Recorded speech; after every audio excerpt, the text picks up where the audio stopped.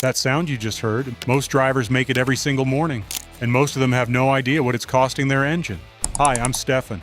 15 years inside dealerships and service centers, and in that time, I've seen more engine damage caused by the first 30 seconds of a drive than by anything that happens after.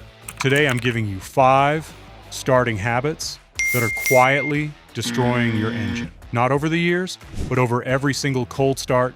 And for the last one on this list, turned out the data said the opposite of everything I believed. Stay until the end. Here's how this works. 5 habits, each one will cost you real money over time. I'll show you what the damage looks like, what it costs to fix, and exactly what to do instead. None of these require tools. None require parts. Just 30 seconds of different behavior every time you turn that key. Let's dive into it. Bad habit number 5, revving a cold engine. The moment the engine starts, some drivers instinctively blip the throttle. A quick rev to 3,000 or 4,000 revolutions per minute feels good, sounds alive. Here's what's actually happening inside that engine. At cold start, oil temperature is low, oil viscosity is high, it's thick, slow moving. Full oil pressure circulation to upper valve train components takes between 3 and 7 seconds after startup. During that window, your cam lobes, lifters, and rocker arms are running on residual oil film from the last shutdown. That film is thinner than it was when the engine was warm. Rev to 4,000 revolutions per minute in that window, and you're running those components at high speed with inadequate lubrication. The damage is microscopic, invisible. It doesn't show up on a scan tool. It shows up in an engine tear down at 120,000 miles as accelerated cam lobe wear, scored lifters, and a timing chain that's stretched 2 years ahead of schedule. Timing chain replacement on a modern V6 is between $1,200 to $2,500. The fix: start the engine, let it idle 30 seconds, that's all.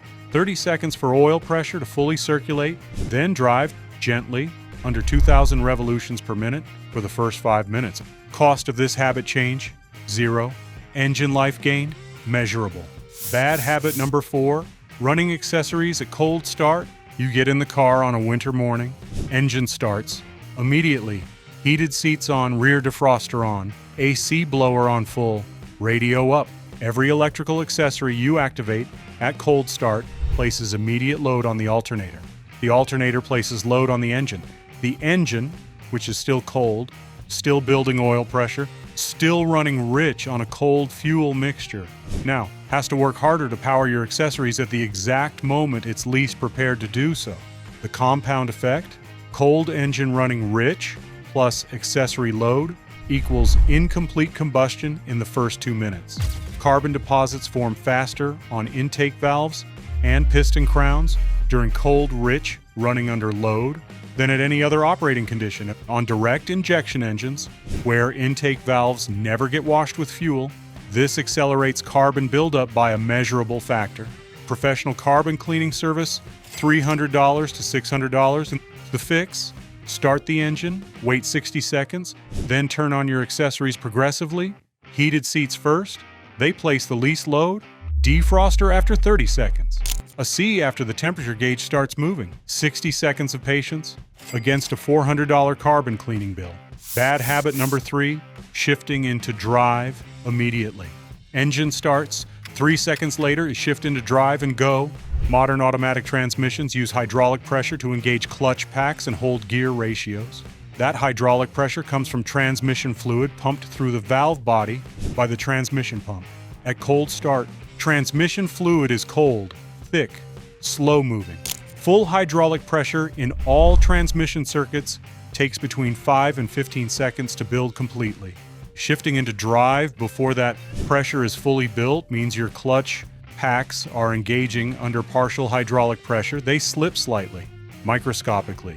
Every cold start, every single day, at 50,000 cold starts over a vehicle's lifetime, it's 50,000 partial pressure engagement events. Clutch pack wear that accumulates silently until shifts become hesitant, then harsh, then slipping. Transmission rebuild. $3,500 to $5,000. The fix: engine on, count to 10, then shift into drive. 10 seconds for transmission fluid pressure to fully build. Cost: 0. Transmission life gained? Significant.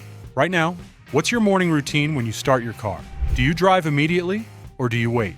Drop it in the comments below because your answer tells me exactly which of these 5 habits is costing you money right now. Bad habit number 2, an extended cold idle. This is the one I got wrong for years, and I'm not alone. It's one of the most widely repeated pieces of automotive advice in America.